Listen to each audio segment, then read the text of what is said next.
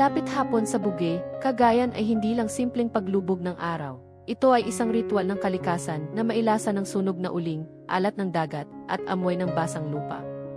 Sa parteng ito ng probinsya, kung saan ang luntiang mga puno ng nipa ay sumasayaw sa ihip ng hangin mula sa Babuyan Channel, ang buhay ay mabagal, payak, ngunit madalas ay malupit para sa mga taong walang pangalan sa lipunan. Ang mga dambuhalang truck na puno ng uling, mga sako ng sikat na alimango ng bugi, at mga bundle ng nipa ay nakapila sa tabi ng luma at bitak-bitak na semento ng pantalan. Ang ingay ng mga makina ng bangka at ang sigawan ng mga kargador ang nagsisilbing musika sa bawat pagtatapos ng araw.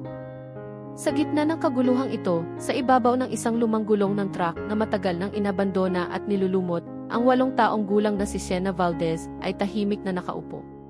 Kung titingnan siya mula sa malayo, mukha siyang isang maliit na tuldok sa malawak na tanawin ng pantalan. Kupas ang kanyang t-shirt na may mansa pa ng uling sa lailayan, at ang kanyang tsinelas ay magkaiba ang kulay, ang kaliwa ay lumang asul na pudpud na ang sako. Samantalang ang kanan naman ay pulang napulot lang kung saan nang maputol ang dati niyang suot. Ngunit sa kabila ng marungis niyang hitsura, ang kanyang mga mata ay buhay na buhay. Ang mga matatalas at itim na matang iyon ay nakatitig sa isang maliit, lukot-lukot na notebook na may mga pahinang kulay tsokolet na dahil sa kalumaan. Hawak ang isang maliit na kapiraso ng uling na ginamit niya bilang lapis, maingat at mabilis na iginuguhit ni Sienna ang mga ibong lumilipad sa ibabaw ng pampang. Sa kanyang isip, ang bawat guhit ng uling sa papel ay isang paraan ng pagtakas. Sa tuwing lumilikha siya ng linya, nawawala ang gutom sa kanyang sikmura. Nawawala ang ingay ng pantalan. Ang natitira na lang ay siya at ang kanyang mga pangarap na nakasulat sa papel. Ang kanyang lolo, si Mang Jose, ay ang tanging pamilyang natitira sa kanya. Isang matandang pabaluktot na ang likod dahil sa ilang dekadang pagbubuhat ng kahoy para gawing uling sa nagbabagang mga pugon. Si Mang Jose ang nagturo sa kanya na kahit daw madilim ang uling, ito ang nagbibigay ng liwanag at init sa kala ng ibang tao. Kaya para kay Sienna, ang uling ay hindi dumi, ito ay buhay. Hoy, Sienna! Yung lolo mo, inaatake na naman sa hika doon sa may pugon. Bilisan mo, kunin mo yung gamot kung ayaw mong matuluyan.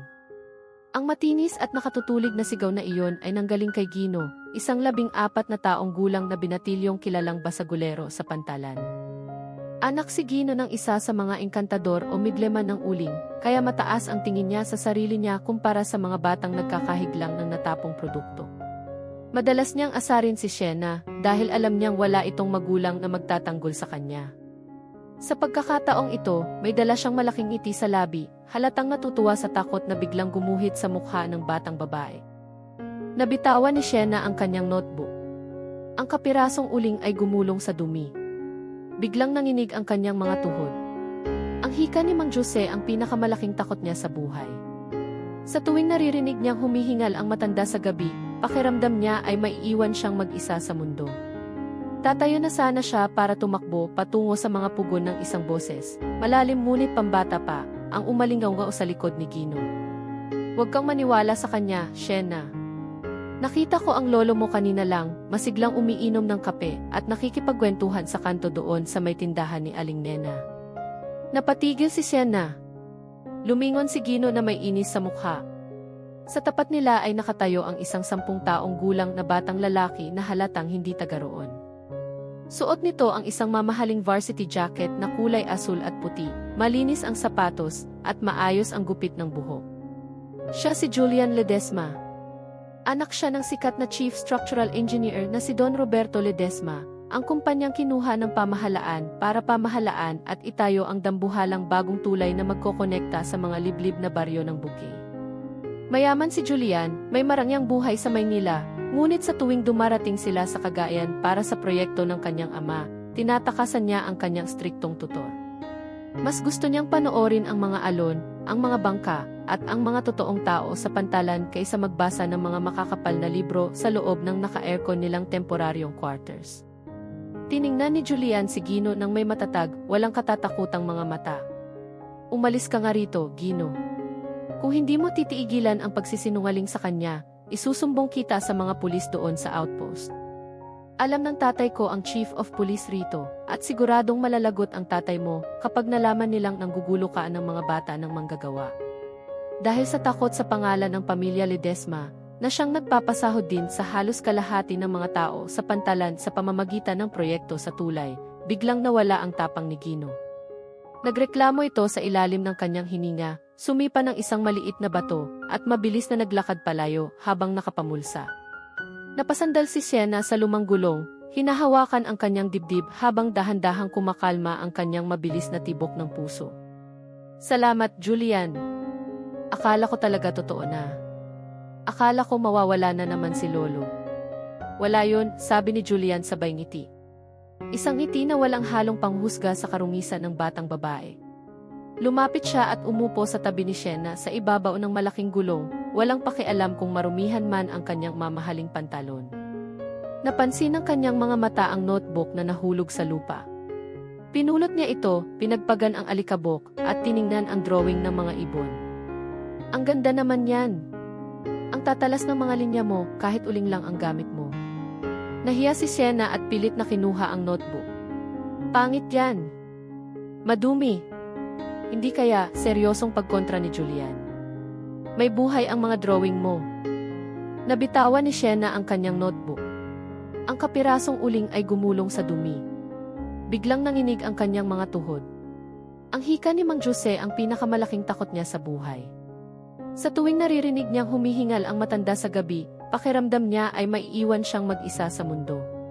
Tatayo na sana siya para tumakbo patungo sa mga pugon ng isang boses, malalim ngunit pambata pa, ang umalingaw sa likod ni Gino. Huwag kang maniwala sa kanya, Sienna. Nakita ko ang lolo mo kanina lang, masiglang umiinom ng kape at nakikipagkwentuhan sa kanto doon sa may tindahan ni Aling Nena. Napatigil si Sienna. Lumingon si Gino na may inis sa mukha. Sa tapat nila ay nakatayo ang isang 10 taong gulang na batang lalaki na halatang hindi taga roon. Suot nito ang isang mamahaling varsity jacket na kulay asul at puti, malinis ang sapatos, at maayos ang gupit ng buhok. Siya si Julian Ledesma. Anak siya ng sikat na Chief Structural Engineer na si Don Roberto Ledesma, ang kumpanyang kinuha ng pamahalaan para pamahalaan at itayo ang dambuhalang bagong tulay na magkokonekta sa mga liblib na baryo ng Bukay. Mayaman si Julian, may marangyang buhay sa Maynila, ngunit sa tuwing dumarating sila sa Cagayan para sa proyekto ng kanyang ama, tinatakasan niya ang kanyang striktong tutor.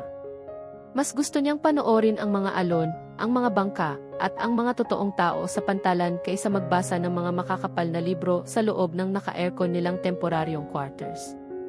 Tiningnan ni Julian si Gino nang may matatag, walang katatakutang mga mata. Umalis ka nga rito, Gino. Kung hindi mo titiigilan ang pagsisinungaling sa kanya, isusumbong kita sa mga pulis doon sa outpost. Alam ng tatay ko ang chief of police rito, at siguradong malalagot ang tatay mo kapag nalaman nilang nanggugulo ka ng mga bata ng manggagawa. Dahil sa takot sa pangalan ng pamilya Ledesma, na siyang nagpapasahod din sa halos kalahati ng mga tao sa pantalan sa pamamagitan ng proyekto sa tulay, biglang nawala ang tapang ni Gino. Nagreklamo ito sa ilalim ng kanyang hininga, sumipa ng isang maliit na bato, at mabilis na naglakad palayo habang nakapamulsa.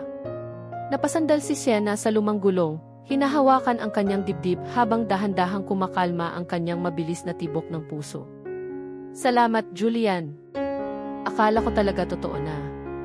Akala ko mawawala na naman si Lolo. Wala yun, sabi ni Julian sabay ngiti. Isang ngiti na walang halong panghusga sa karungisan ng batang babae. Lumapit siya at umupo sa tabi ni Sienna sa ibabaw ng malaking gulong, walang pakialam kung marumihan man ang kanyang mamahaling pantalon. Napansin ng kanyang mga mata ang notebook na nahulog sa lupa. Pinulot niya ito, pinagpagan ang alikabok, at tiningnan ang drawing ng mga ibon. Ang ganda naman yan. Ang tatalas ng mga linya mo kahit uling lang ang gamit mo. Nahiya si Sienna at pilit na kinuha ang notebook. Pangit yan. Madumi. Hindi kaya seryosong pagkontra ni Julian. May buhay ang mga drawing mo. Gusto mo rin ba maging katulad ni Daddy paglaki mo? Yung nagdidisenyo ng malalaking tulay at matatayog na gusali. Isang architect. Napakurap si Sienna. Architect. Hindi ko alam kung ano yun. Ang alam ko lang, gusto ko lang gumuhit ng mga bahay na may matitibay na bubong para kapag may bagyo rito sa Cagayan, hindi na kami nanginginig ni Lolo sa basang higaan. Tumingin siya sa kanyang maruruming tsinelas na magkaiba ang kulay, naramdaman ang bigat ng katotohanan ng kanilang kahirapan. Natahimik si Julian. Sa kanyang murang edad, napagtanto niya na ang sining para sa kanya ay isang libangan, ngunit para sa batang katulad ni Sienna, ito ay isang pangarap para mabuhay. May dinukot si Julian sa bulsa ng kanyang varsity jacket. Isang makintab, mabigat, at mamahaling mechanical pencil na may tatak ng isang sikat na brand sa Germany. Regalo iyon ng kanyang ama noong nakaraang buwan. Iniabot niya ito kay Sienna. "Heto, sa'yo na to," sabi ni Julian. Nanlaki ang mga mata ni Sienna. "Naku, hindi pwede. Mukhang napakamahal niyan. Baka pagalitan ka ng tatay mo." "Hindi yan, marami pa akong ganyan sa Maynila," pagsisinungaling ni Julian para lang tanggapin ng bata ang regalo.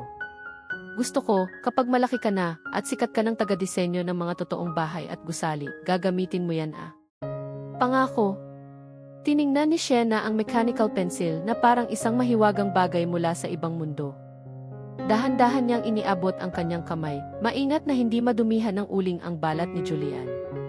Nang mahawakan niya ang lapis, isang tapat, malawak, at bituing ngiti ang sumilay sa kanyang mukha, isang ngiti na habang buhay na tatatak sa alaala ni Julian. "Pangako," bulong ni Sienna. "Itatabi ko to, hinding-hindi ko to iwawala." Iyon ang naging simula ng isang maikli, ngunit malalim na pagkakaibigan sa tabi ng mga nagbabagang pugo ng uling. Sa loob ng ilang buwan, tuwing hapon ay nagtatagpo ang dalawa. Binabahagi na ni Julian si Sienna ng mga kwento tungkol sa malalaking gusali sa Maynila, habang si Sienna naman ay tinuturuan si Julian kung paano makita ang ganda sa likod ng usok at dumi ng pantalan. Ngunit ang buhay, tulad ng panahon sa Cagayan, ay mabilis magbago. Natapos ang pagpapatayo ng tulay bago matapos ang taong iyon. Isang maulan na umaga, walang nagawa si Sienna, kundi panoorin mula sa malayo ang mahabang konvoy ng mga sasakyan ng mga Ledesma habang papaalis patungong Maynila. Walang formal na pamamaalam. Ang tanging naiwan kay Sienna ay ang mechanical pencil, na maingat niyang ibinalot sa isang malinis na panyo at itinago sa pinakalailalim ng kanilang lumang bowl. Lumipas ang 12 mahabang taon. Ang panahon ay isang mabilis na ilog na humuhubog sa kapalaran ng bawat tao. Minsan ay nagtataas sa mga nasa ibaba, at minsan naman ay nagbabagsak sa mga nasa itaas. Ang ikot ng gulong ng palad ay naging mabilis, marahas, at ganap na hindi inaasahan para kina Sienna at Julian. Si Sienna Valdez, sa pamamagitan ng hindi matatawarang pagsusumikap, mga gabing walang tulog, at ang tulong ng isang full academic scholarship mula sa isang foundation, ay nakapagtapos bilang top isa sa architecture sa pinakasikat na universidad sa Maynila. Ang kanyang thesis tungkol sa sustainable and disaster-resilient coastal housing ay nagpanalo sa kanya ng mga parangal sa loob at labas ng bansa. Sa edad na 22, hindi na siya ang batang marumi ang tsinelas na nakaupo sa lumang gulong. Siya na ngayon ang lead conceptual architect ng Torres Holdings, isa sa pinakamalaking real estate conglomerate sa bansa. Si Sienna ay isa ng eleganteng babae, may matatalas ngunit sopistikadong mga mata, nakasuot ng mga mamahaling kasuotan, at iginagalang sa mga boardroom ng mga bilyonaryo. Ang kanyang sining ay may direksyon na, at ang kanyang mga pangarap ay unti-unti nang nagkakaroon ng mga konkretong pundasyon. Isang gabi, dumalo si Sienna sa isang engranding charity gala sa isang sikat na 5 bituing hotel sa Makati. Ang okasyon ay dinaluhan ng mga pinakamayayaman at pinakamakapangyarihang tao sa industriya ng real estate sa Pilipinas. Ang paligid ay napupuno ng tunog ng mga violin, ang kislap ng mga kristal na chandelier, at ang amoy ng mga mamahaling pabango at champagne. Si Sienna, na nakasuot ng isang simpleng emerald green na gown na lalong nagpadama ng kanyang natural na ganda, ay hawak ang isang baso ng champagne, habang magalang na nakikipag-usap sa mga kliyente. Ngunit sa kalagitnaan ng isang pag-uusap, biglang napatigil ang kanyang mundo. Ang kanyang paningin ay napako sa isang lalaking nakatayo sa may madilim na sulok ng engranding bulwagan. Kahit lumipas ang 12 taon at kahit nagbago ang tindig nito, kilala niya ang mga matang iyon. Si Julian. Subalit, hindi ito ang Julian na naaalala niya. Wala na ang mamahaling varsity jacket, wala na ang aura ng isang mayamang tagapagmana. Si Julian ngayon ay nakasuot ng isang simpleng barong na halatang luma na, may kaunting mansa sa may manggas, at kupas na ang tela. Nakatayo siya sa gilid, nakayuko ang ulo, at ang kanyang mga kamay ay mahigpit na nakahawak sa isang mabigat na katad na briefcase. Siya ay nagtatrabaho bilang isang ordinaryong driver, utusan, at personal assistant ng walang iba, kundi ang sariling amo ni Sienna, ang mayabang, malupit, at sakim na bilyonaryong tycoon na si Marcos Torres. Nalaman ni Sienna sa mga balibalita na ang pamilya Ledesma ay dumanas ng matinding pagkabangkarot at 3 taon na ang nakakaraan matapos maloko sa isang dambuhalang investment scam sa ibang bansa. Ang lahat ng kanilang ari-arian ay naembargo. Ang ama ni Julian ay nagkasakit ng malubha sa puso dahil sa matinding stress at ang lahat ng yaman nila ay naglaho na parang usok. Si Julian, na dating prinsipe ng konstruksyon, ay napilitang iwan ang kanyang pag-aaral para maging alipin ng mga taong tulad ni Marcos Torres para lang may pambili ng gamot ang kanyang ama. Hindi napigilan ng kanyang mga paa si Sienna. Iniwan niya ang mga kausap na investor at dahan-dahang naglakad patungo sa madilim na sulok kung saan nakatayo ang binata. Ang bawat hakbang niya ay tila pabalik sa pantalan ng bugi. Julian, banayad at may pag-aalinlang ang tawag ni Sienna. Dahan-dahang nag-angat ng tingin ang binata. Nang magtama ang kanilang mga mata, nakita ni Sienna ang isang mabilis na kislap ng pagkilala sa mukha ni Julian. Nakilala niya ang batang babae mula sa tabi ng pugon ng uling.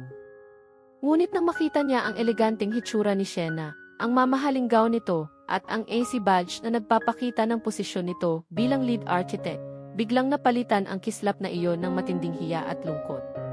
Mabilis na yumuko si Julian at iniwas ang kanyang paningin. Enrique Valdez, pilit na formal at malamig ang boses ni Julian. Kayo pala ang bago at sikat na architect ng Torres Holdings. Magandang gabi po sa inyo. Napatigil si Sienna, pakiramdam niya ay sinaksak ang kanyang puso sa biglang pader na itinayo ni Julian sa pagitan nila. Julian, bakit ganyan ka magsalita sa akin? Ako to, si Sienna. Ang batang binigyan mo ng lapis sa tabi ng uling sa buki. Hindi mo ba ako natatandaan? Iba na ang mundo ngayon, Sienna. Ibig kong sabihin, Enrique Valdez, bulong ni Julian, habang mas lalong humihigpit ang hawak niya sa briefcase ni Marcos. Ang kanyang boses ay basag, puno ng emosyong pilit niyang itinutumba. Ang batang Julian na kilala mo noon ay matagal nang patay kasama ng yaman ng pamilya niya. Di lang ako ngayon ang boss mo. At ikaw ang reyna ng firm. Mas mabuting huwag na nating alalahanin ang mga bagay na matagal nang tapos. Bago pa man makasagot si Sienna, isang magaspang at mayabang na boses ang umalingaw mula sa likuran nila. Hoy, Ledesma!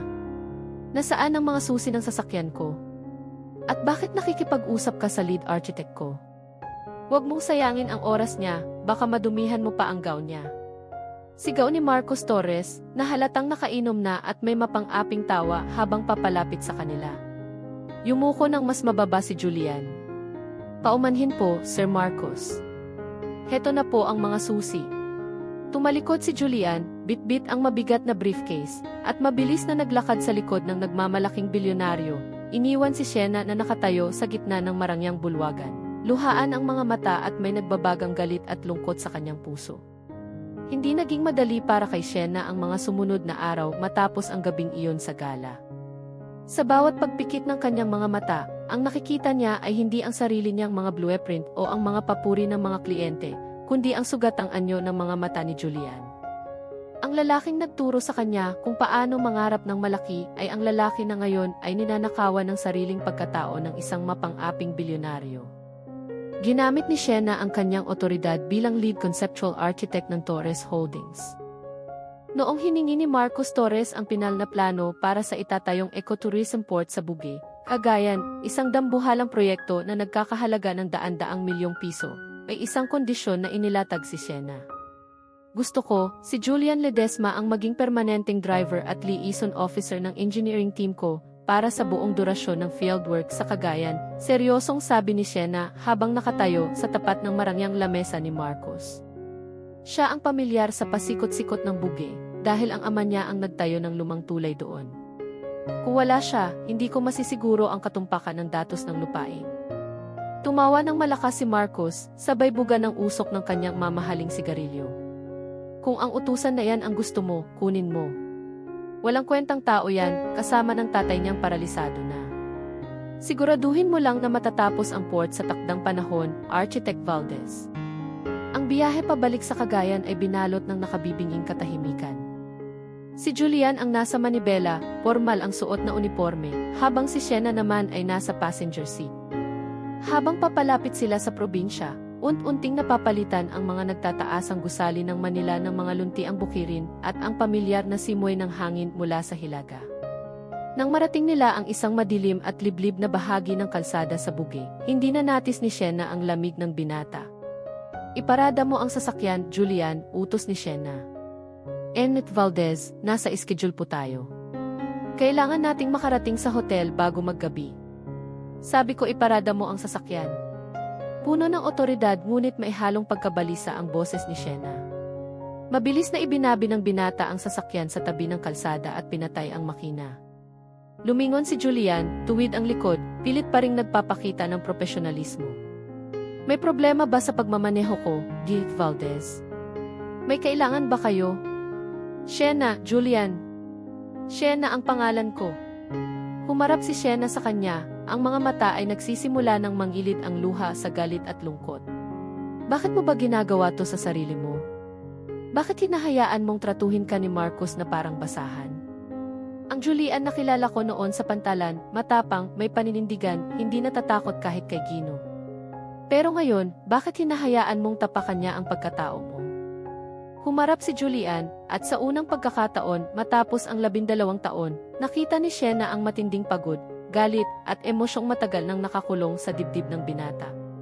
Namula ang mga mata ni Julian, at ang kanyang mga kamay sa manibela ay nanginginig sa higpit ng kapit. "Dahil si Marcos Torres ang may hawak ng buhay ng tatay ko, Sienna." Sigaw ni Julian, tuluyang nabasag ang kanyang pader. "Hindi mo alam ang nangyari sa amin. Noong nabangkarote kami, ang pamilya ko ay nagkaroon ng utang na 50 milyong piso sa mga kumpanya ni Marcos dahil sa mga pinirmahang garantiya ng tatay ko bago siya na-stroke. Sinabi sa akin ni Marcos, isang pagkakamali ko lang, isang pagsuway, o kapag nalaman niyang nagtatangka akong maghanap ng ibang trabaho, itutuloy niya ang pagsasampa ng kaso at ipapakulong niya ang tatay ko na may sakit sa puso. Sa tingin mo ba gusto ko to? Kaya kong tiisin ang kahit anong dumi, Sienna, kahit anong pang-aalipusta, basta manatiling buhay at ligtas ang mga magulang ko." Natigilan si Sienna. Ang bawat salita ni Julian ay parang hampas ng martilyo sa kanyang dibdib. Ang akala niyang kawalan ng ambisyon at pagsuko ni Julian sa buhay ay isa palang matinding sakripisyo ng isang anak na handang ialay ang sariling dangal para sa kanyang pamilya. Dahan-dahang binuksan ni Sienna ang kanyang mamahaling designer bag, mula sa pinakailalim nito, inilabas niya ang isang panyo. Maingat niyang binuksan ang panyo sa tapat ni Julian. Sa loob nito ay ang luma, gasgas, ngunit maayos at malinis pa ring mechanical pencil na ibinigay sa kanya ng binata 12 taon na ang nakakaraan. 5 taon akong nagtiis ng gutom sa Manila habang nag-aaral, Julian, sabi ni Sienna, habang ang mga luha ay malayang dumadaloy sa kanyang mga pisngi. "May mga gabi na pambili na lang ng biskwit ang pera ko, pero hinding-hindi ko ibinenta o ipinamigay to, dahil naniwala ako sa sinabi ng isang batang lalaki na mayaman ang puso ko dahil marunong akong mangarap. Ngayon, Julian, ako naman ang mayaman. Ako naman ang may koneksyon at kapangyarihan. At gagamitin ko ang lahat ng mayroon ako para palayain ka sa hawla ni Marcos." Napatitig si Julian sa lapis. Ang kanyang labi ay nanginginig at ang mga luhang matagal niyang itinago bilang isang driver ay tuluyan ng pumatak. Sa madilim na kalsadang iyon ng Bugey, muling nagtagpo ang 2 kaluluwang pinagbuklod ng nakaraan. Dito nagbago ang takbo ng tadhana. Sa halip na magpaapi o magpatalo sa takot, nagkasundo sina Sienna at Julian na magtulungan sa isang mapanganib at patagong plano. Alam nila na hindi sapat ang emosyon para pabagsakin ang isang bilyonaryong tulad ni Marcos Torres. Kailangan nila ng mga matitigas na ebidensya na hindi kayang baluktutin ng pera sa korte. Ginamit ni Sienna ang kanyang posisyon bilang lead architect para magkaroon ng access sa mga internal financial audit at mga subcontractual agreements ng Ecotourism Port Project. Habang sinusuri niya ang mga blueprint at mga selyadong dokumento sa field office sa Bugey, may napansin siyang anomalya. Ang mga materyales na idinedeklara ni Marcos sa gobyerno ay mga dekalidad na semento at bakal. Ngunit sa aktwal na order ng mga subcontractor, mga mumurahin at substandard na klase ang binibili nito. Si Marcos ay nagbubulsa ng milyon-milyong piso habang isinasakripisyo ang kaligtasan ng mga taong gagamit ng port. Si Julian naman, bilang driver na laging kasama ni Marcos sa mga gabi ng pakikipag-inuman nito sa mga tiwaling opisyal, ang naging pinakamabisang mata at tainga sa loob. Naglagay si Julian ng isang maliit na voice recorder sa loob ng sasakyan at sa ilalim ng lamesa ng mansyon ni Marcos sa probinsya. Isang gabi, nagtagpo ang dalawa sa ilalim ng lumang tulay ng bugi, ang mismong tulay na itinayo ng ama ni Julian. Ang gabi ay malamig at ang tanging liwanag ay ang buwan na sumasalamin sa tubig ng ilog. "Delikado ang ginagawa mo, Shena," bulong ni Julian habang iniabot ang isang flash drive na naglalaman ng mga audio recording kung saan tahasang inaamin ni Marcos ang pagmanipula sa utang ng pamilya Ledesma at ang pagtanggap ng suhol mula sa mga peking kontraktor. Kapag nalaman ni Marcos na ikaw ang nag-o-audit sa mga lihim na account niya, hindi lang career mo ang sisirain niya. Napakalupit ng taong yan. Hinawakan ni Shena ang magaspang at may mansang kamay ni Julian. Ang init ng kamay ng binata ang nagbigay sa kanya ng tapang. "Hayaan mo siyang subukan, Julian," matatag at walang katatakutang sabi ni Shena. "Masyadong matagal nang naghahari ang mga taong tulad niya na akala mo ay pagmamay-ari nila ang buhay ng mga mahihirap dahil lang sa may pera sila. Tapos na ang panahon ng pagtatago. Gagawin natin to ng magkasama at ibabalik natin ang pangalan ng pamilya mo sa kung saan ito nararapat." Sa ilalim ng tulay na iyon, habang ang usok ng mga pugon ng uling ay natatanaw sa malayo, binuo ng isang architect at ng isang driver ang pinakamatibay na planong gigiba sa imperyo ng kasakiman. Ang araw ng groundbreaking ceremony para sa Bugi Ecotourism Port ngayong taong 2026 ay nagsimula sa isang napakarangyang selebrasyon. Ang buong pantalan ay binalot ng mga pulang laso, malalaking tarpaulin ng Torres Holdings, at nagtataas ang mga entablado kung saan nakaupo ang mga lokal na opisyal ng pamahalaan, mga mamamahayag mula sa iba't ibang istasyon ng telebisyon, at mga bigating investor mula sa Maynila. Ang hangin ay napupuno ng ingay ng mga palakpakan at musika, ngunit sa likod ng tabing, may isang tahimik na bagyong paparating. Si Marcos Torres ay nakatayo sa gitna ng entablado, suot ang isang mamahaling designer suit, may hawak na gintong pala para sa seremonya, at may malawak ngunit plastik na ngiti sa harap ng mga kamera. Sa gilid ng entablado, nakatayo si Julian, hawak ang coat at mineral water ng kanyang amo, ang huling hapon na gagawin niya ito. Sa kabilang dako naman ay si Shena, nakalmado ngunit may matatalas na mata habang nakatingin sa control booth ng mga dambuhalang T-screen sa likod ng stage. "Mga kababayan," pambungad na sigaw ni Marcos sa microphone, umaalingaw ang boses sa buong pantalan ng Bugi. "Ang proyektong ito ang magiging susi upang umunlad ang Cagayan. Isang matibay, moderno, at ligtas na pantalan na magpapakita sa buong mundo kung gaano kalakas ang Torres Holdings." Habang nagpapalakpakan ang mga tao, sumulyap si Shena kay Julian at bahagyang tumango. Iyon na ang hudyat. Ginamit ni Shena ang kanyang master access bilang lead architect ng kumpanya para pasukin ang main server ng broadcast system ng event. Nang akmang itutulak na ni Marcos ang gintong pala sa lupa, biglang namatay ang musika. Napalitan ito ng isang nakatutulig na static na tunog. Ang malalaking DC screen na dapat ay magpapakita ng 3 digital blueprint ng port ay biglang nag-iba ng kulay. Ang unang lumabas sa screen ay ang mga kopya ng mga lihim na kontrata, mga bank statement ng mga transaksyon sa labas ng bansa, at ang magkatabing dokumento ng aprobadong blueprint CE, ang aktwal na substandard na materyales na binili ni Marcos na nagkakahalaga ng milyon-milyong pisong korupsyon. Ang mga investor ay nagsimulang magbulungan. Ang mga kamera ng media ay mabilis na itinuon sa screen. Ngunit hindi doon nagtapos ang lahat. Umalingaw sa mga dambuhalang speaker ang isang napakalinaw na audio recording, ang boses mismo ni Marcos Torres, habang lasing, na lihim na na-record ni Julian sa loob ng sasakyan. "Walang kwenta ang pamilya Ledesma. Ginamit ko lang ang peking utang na iyan para gawing aso ang anak niyang si Julian. Isang kumpas ng kamay ko, gagawin niya ang lahat para hindi mabilanggo ang tatay niyang mamatay-matay na. At itong port sa Bugi? Pwede nating bawasan ang semento at bakal. Hindi naman guguho yan agad. Ang importante, nasa bulsa natin ang kalahati ng budget bago matapos ang taon. Nabalot na nakabibinging katahimikan ang buong venue na sinundan ng malalakas na singhap ng mga tao. Ang mukha ni Marcos Torres ay nawalan ng kulay, mula sa pagiging mapagmataas, naging mukha ito ng isang pusakal na nahuli sa akto. Ang kanyang mga mata ay nanlilisik habang nakatingin sa screen, at lumingon siya kay Julian na ngayon ay nakatayo na ng tuwid, hawak ang sarili nitong telepono na konektado sa media stream. Ledesma! Papatayin kita! Anong kahangalan ito? Sigaw ni Marcos, susugurin sana si Julian nang biglang humarang ang mga tauhan ng National Bureau of Investigation, DNB, at mga lokal na pulis na kanina pa tinawagan ni Shena gamit ang mga hawak nilang ebidensya.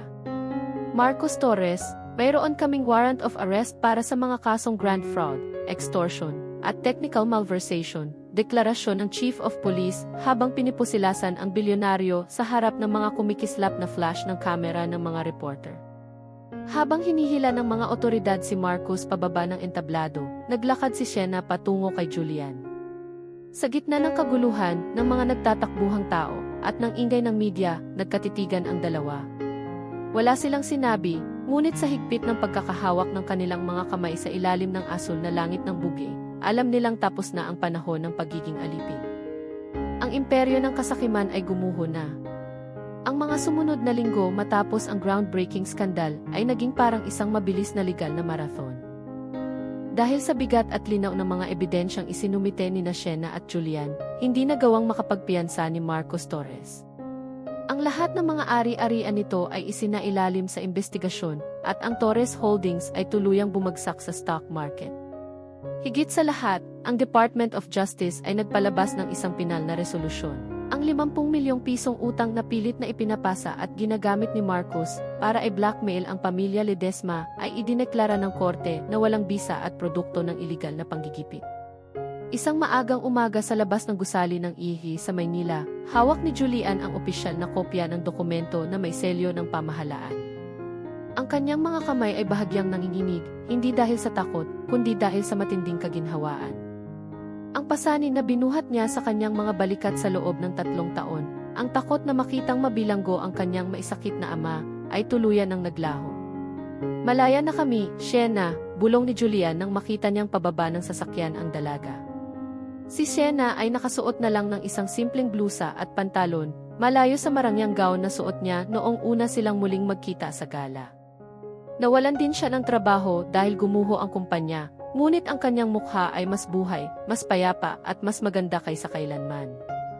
Lumapit si Shena at walang pag-aalinlangang isinandal ang kanyang ulo sa dibdib ng binata. Naramdaman niya ang mabilis ngunit kalmadong tibok ng puso ni Julian. Niyakap siya ng binata ng napakahigpit, isang yakap na nagpapahayag ng lahat ng pasasalamat, ng mga luhang pinatid ng panahon at ng pag-ibig na hindi kailanman namatay. Sabi ko sa'yo, Julian, bulong ni Shena habang pinupunasan ang luha sa mga mata ng binata. Hindi ko hahayaang ang taong nagbigay sa akin ng pangarap ay manatiling nakakulong sa dilim.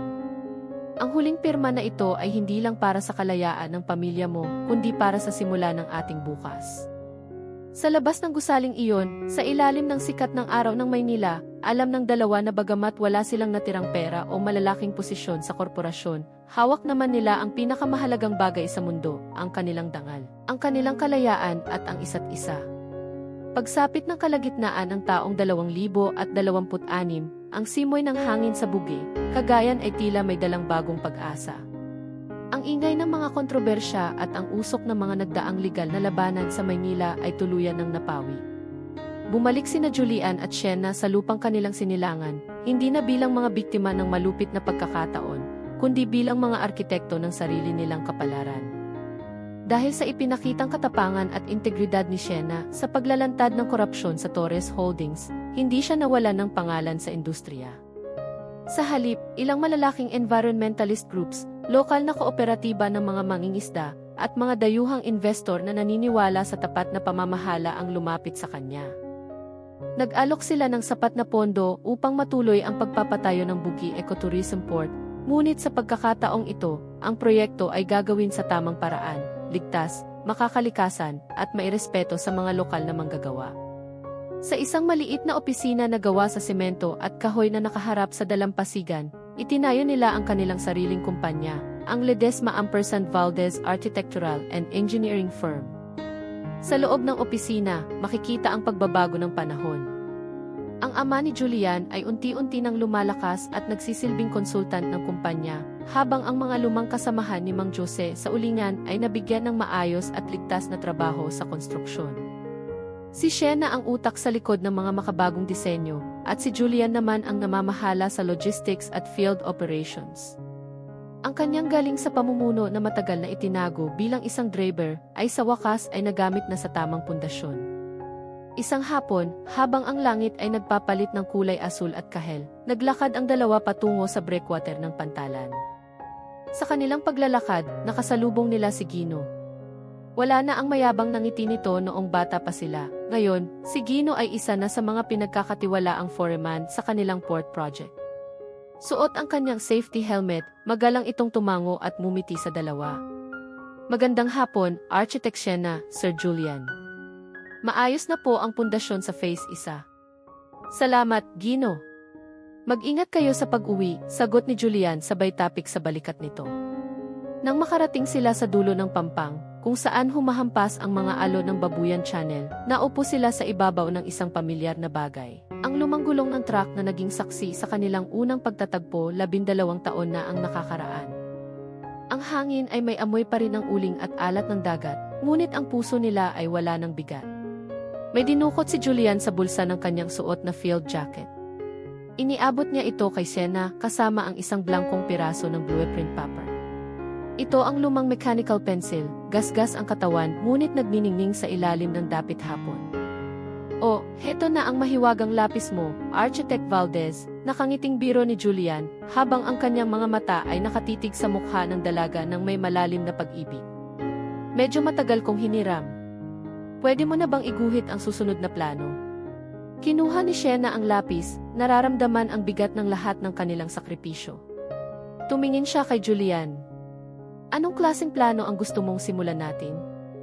Hinawakan ni Julian ang kamay ni Shena, pinagsama ang kanilang mga daliri at humalik sa noo ng dalaga. "Ang plano para sa sarili nating bahay. Ang plano para sa pamilyang itatayo natin. Ang plano para sa habang buhay."